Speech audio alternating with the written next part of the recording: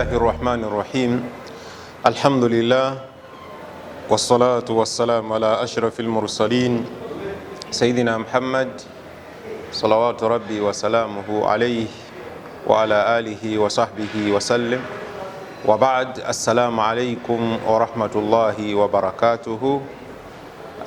matendo amajjuvu ga Allah subhanahu wa ta'ala wekitiibwa nsaba ebyengera n'emirembe bidderi owekitiibwa nabbi Muhammad sallallahu alaihi wasallam ne ku basahaba be n'abatambuza obusiraamu buno ne babutuusa gye buteekeddwa okutuuka. Nsaba Allah subhanahu wa ta'ala abeerenga ffenna atusasulamu birungi byereere. Baddu ba Allah abatulaba ku Al-Mimbar Media Group era abatuwuliriza, mwebale kutulaba, mwebale tuwuliriza, era nate tuzeemu okubeera nga tuba kyetwejjukanya ku misomo gyaffe gye tuzze nga tutuusa ku bantu mu ggwanga oba mu nsi yonna. Olunaku olwali tukimanyi bulungi nnyo nti Ramadan ekubye koodi, Ramadani etuuse, Ramadani eyingidde. Njagala tubeere nga ensonga gye tusooka okwejjukanyako mu mwezi guno ogwa Ramadan, mu nnaku zino ezisookedde ddala, y'ensonga eya nniya.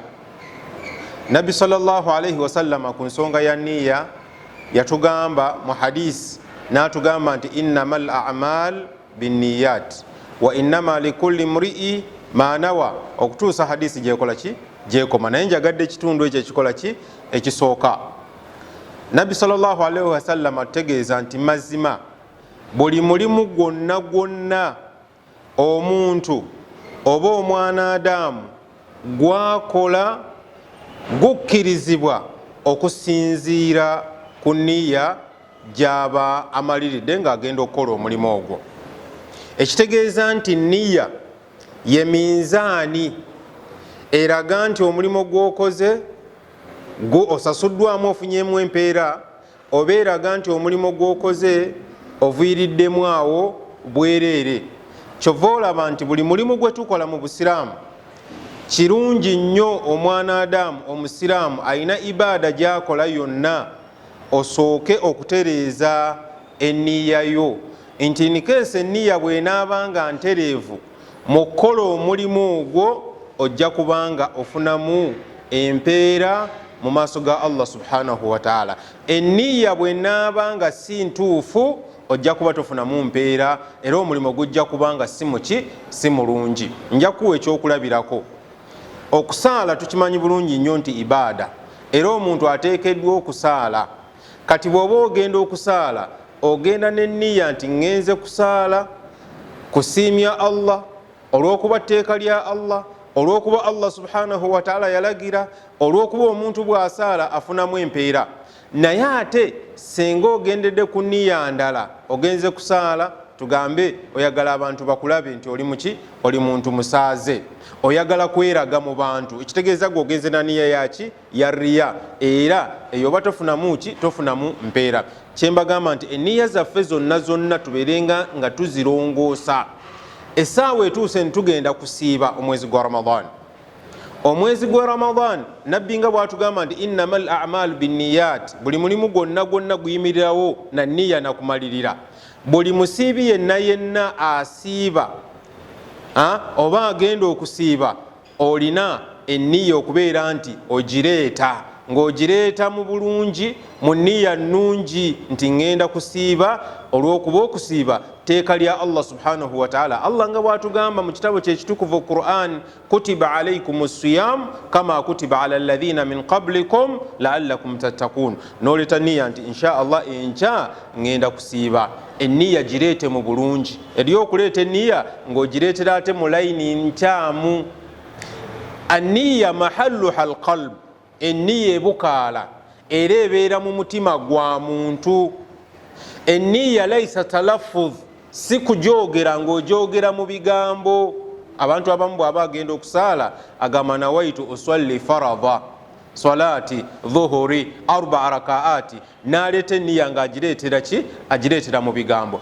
tugamba oba obusiraamu bwasomesa aniya mahalluha alqalbu watalaffudhu biha bid'a. Singa oleeta niya ng'ogireeta mu bigambo, oyogera mu bigambo nawaitusa nawaitu swaumu gadin an yada, manya nti ate kyokoze kino mu kuleeta niya okikoze nga okireetera mu nkola etali ntuufu oba etali nambulukufu oba etakkirizibwa mu busiraamu.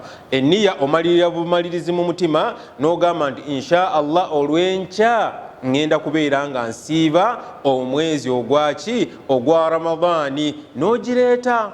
Ate bwe tuba tusiiba omwezi gwa Ramadhaani, eniya buli lunaku ekiro nga waakamala okulya ddaaku, omusiraamu olina okubeera nti ke kaseera akasembayo ak'okuleeta ki? Ak'okuleeta eniya. Naye ng'ogireeta ogireetera mu mutima, si kugireetera mu ki? Si kugireetera mu bigambo nga abasiraamu abamu bwe bakola ki? Abasiraamu abamu bwe bakola.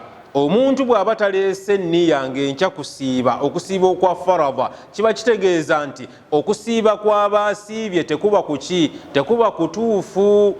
So tulina okubeera nga bwe tuba tugenda okusiiba, buli lunaku lw'ogenda okusiiba, muganda wange omusiraamu teweerabira kuleeta niya. Eniya ogireeta otya? Ogireetera mu mutima gwo, si kugireeta mu bigambo, si kwogera ng'edda bwe twamalanga okusala salatu tarawehe nga batunuwiriza, bakugamba nti omuwalimu agenda kubeera ng'akola ki? Anuwiriza abantu. Era omuwalimu yamalirizanga ng'anuwiriza ki? Anuwiriza abantu. Nedda, aniya mahalluha alqalb wa talaffudhu biha bid'a. Niya ebukaala, niya ebeera ekifo kyayo kibeera mu mutima. Naye omuntu buli lw'ajoogera mu bigambo deni aba akoze ekiyitibwa bid'a, aba aleeseewo ekizuusi oba ekitakkirizibwa mu ki? Ekitakkirizibwa mu busiraamu. So abantu bangi nnyo tusiiba naye ne twerabira, naye ne tuleka ensonga ey'okuleeta eniya ng'enkya kukola ki?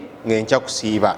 Kasita banaagamba nti enkya Ramadhaani oba ennaku 2 oba lunaku olusooka oba ennaku 10, buli lunaku omuntu olina okubeera nga niya y'okukola ki? Ogireeta nti ngenda kubeera nga nsiiba olunaku olusooka, ngenda kubeera nti nsiiba olunaku olwokubiri, ngenda kubeera nti nsiiba olunaku olwokutaano oba olw'ekkumi oba olwa29 oba olw'amakumi ameka? Olw'30. Ensonga etugitwale nti nsonga nkulu nnyo, kuba yetandikirwako, kuba yesookerwako, kuba yejja okuyimirirayo ku niya yo yennyini gy'obadde nayo, yejja okubeera nga oyimirirwako, okubeera nga osasula emirimu gyo, nga Allah subhanahu wa ta'ala atunudde mu niya yo n'agamba nti eniya y'ono kanat hasana, yali nnungi, ekitegeeza omulimu gwali mutuufu. Eniya y'ono yali sayyi'a, yali nkyamu, teyali nnungi, ekitegeeza omulimu gwalina okubeera nga empeera z'alina okufuna talina kufuna mpeera, wabula alina kuba nti yazza mu ki? Yazza musango. So tubeere nga twekubirizaganya buli we tubeera,